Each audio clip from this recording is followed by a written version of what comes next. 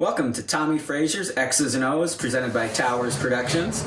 I'm Jimmy Shield, joined by Omaha Heart, strong safety, Brittany Benson.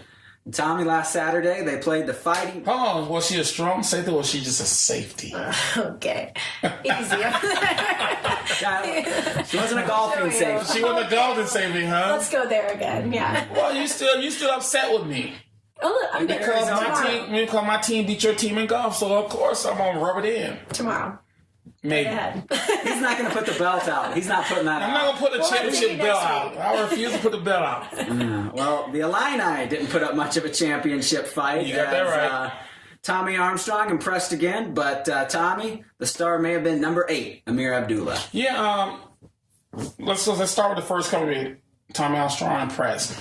You know, I wasn't so much impressed by what Tommy did more than other people. I think that he went out there and they put a game plan together to where he couldn't go out there and be catastrophic.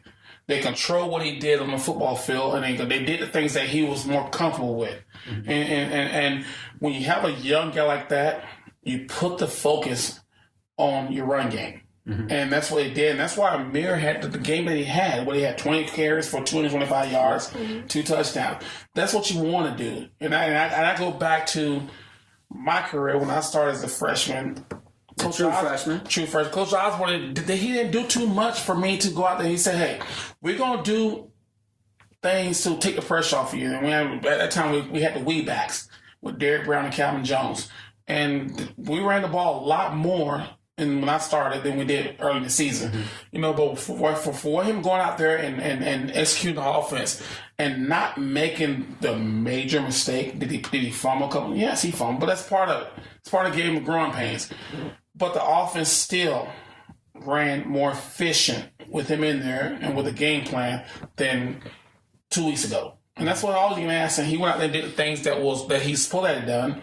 And they won. They won the game and they covered the spread. Yeah, and I still think he executed very well, or almost at a high level, some sprint options, which would become a part of the game because he runs that better than Taylor. And everyone knows I'm a Taylor guy. Taylor runs the read option, but struggles a little on the sprint option. But a couple of those, Tommy really ran those well, and that set up some of Amir's big runs. So he's doing. They're asking. He has a skill there. Well, yeah, with him in the game, he opens it up even more because now instead of running the zone read option, now you have the option going the opposite way. And people don't understand that a tailback diving in the hole and the quarterback keeping it is totally different than a tailback going on the outside and the quarterback run down the line trying to scrimmage the pitch. It's two different reads for a defensive player. Mm-hmm. And Amir, with Tommy and I felt that it opened up his lanes mm-hmm. because they were afraid of what Tommy can do on the option.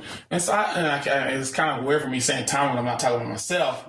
Armstrong, we'll call him. We'll call him TA. We'll call him TA. Magnum TA. Magnum TA. Magnum TA. So it's one of those deals to where I just feel that now that he started and the team has success the last 2 weeks, you don't want to interrupt that. You got to keep it going because I've saw that before with this staff when they had Cody Green. When Cody Green went out and he played well, and then something happened to change quarterbacks. Now he started 2 games. You got to keep it going because you don't want to ruin his confidence. And with the Boilermakers next week, and I think a lot of that hinges on Taylor's health. If Taylor's not near 90 or 95, 100%, then he's not the same player. So it might be a moot point. But my deal is on that. Taylor's a great athlete. We have a lot of great athletes on this team this year. We have a lot of athletic ability on this team. Do you need someone who's a great athlete? Do you need someone who's going to lead from the quarterback position? And distribute a little? And distribute. That's what Nebraska needs right now. Mm-hmm. And if Taylor's healthy and he goes out and demonstrates that he can do the same things and lead a team and not turn the ball over or do things that they want him to do is run the football, then you play him. But if he can't do that, and you have a system and a formula that's working right now, then why you want to change that? Things are good right now, and the offense is playing at a higher clip right now than they have in the first 3 weeks. Mm-hmm. You don't see them in on mental breakdowns. You don't see them in mistakes. Why? Because they toned it down to where they're running plays got back to their base offense. I feel. Yeah, and if they do go back to Taylor when he's healthy, I think Taylor now, legitimately, if he's not playing well, he'll have a shorter leash. I don't think you need to have a short leash. Continue doing what you're doing now. Well, I think when Taylor's in the game. If Taylor's healthy though, I think they'll start him.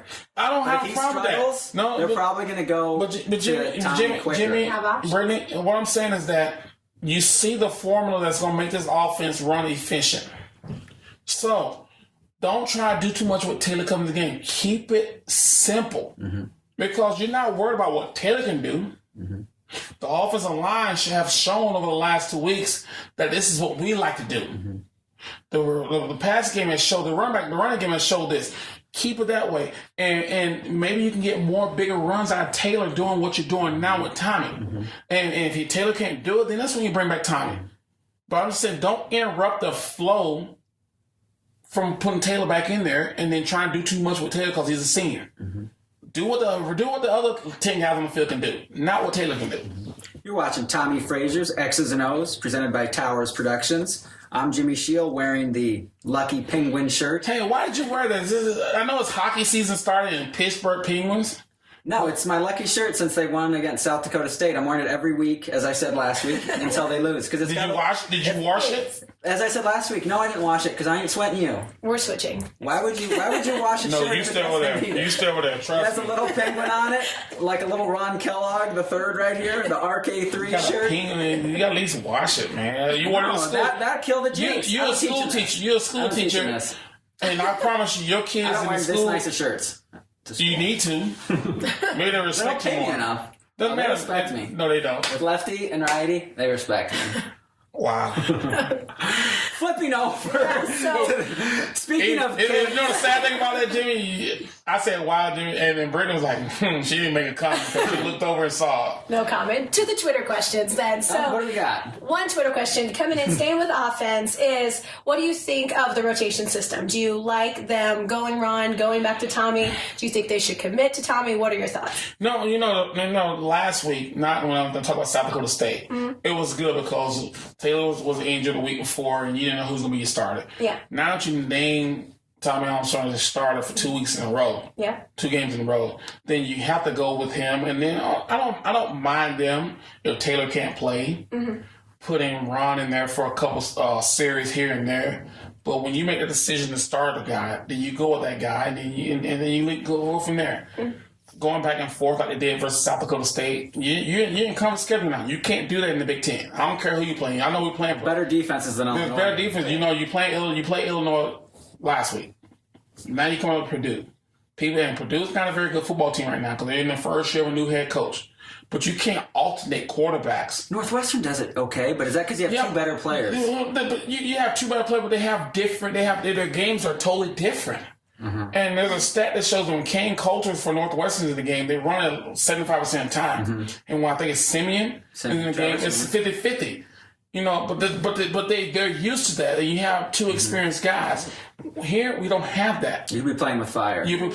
So if Tommie Armstrong is the guy, you play him and you try to get Ron Kellogg the third in the game in the situation. Yeah. Ron Kellogg came in on the third series and he had a good drive. But what killed me was they were trying to call the same plays. They had first and goal at the 8, and they ran a zone read with this guy. And he had no chance. They're two different guys, so you got to call it. And that's exactly. And that's the problem with trying to switch both these guys in because they're totally different. It just seems like common sense. Play to their strengths, but Coach Beck's like maybe he's trying to surprise people. Oh, they don't think we're going to have the Penguin run. It's not surprising. It's staying within a game plan that you have. But at the end of the day, Tommie Armstrong and Ron Kellogg are two totally different quarterbacks. To where Ron Kellogg is more of a pocket passer, does throw the ball, and Tommie Armstrong, he can throw the ball. He's probably one of the best releases on the team, but he's also an athletic quarterback. Now he's the speedster that Taylor is? No. But you don't need a speedster. If you get a guy who can get the first down, keep the drive going, that's what you need. And you're trying to call the same offense with Tommie and Ron, you're going to get what happened when Ron was in the game. Well, I thought it was okay. They had a decent drive, made it to the 8. I just didn't like. So I think you can alternate quarterbacks if they can play at that level. So I'm not a proponent of if you don't have two starting quarterbacks, you don't have one. Yeah, but the thing about it is it has to be to where your offense is not going to drop. Mm-hmm. And you don't. And here's the reason why you don't see a lot of offenses doing it. Kane Coulter brings a lot to Northwestern offense than Simeon. But when they need to throw the ball, who's at the quarterback? So there's a different deal. Can Kane Coulter throw the ball? Yes. But is he more efficient than Simeon? No. Mm-hmm. They use him for his athletic ability to make those zone read type plays. Well, last time I checked, I watched the game, Northwestern Ohio State.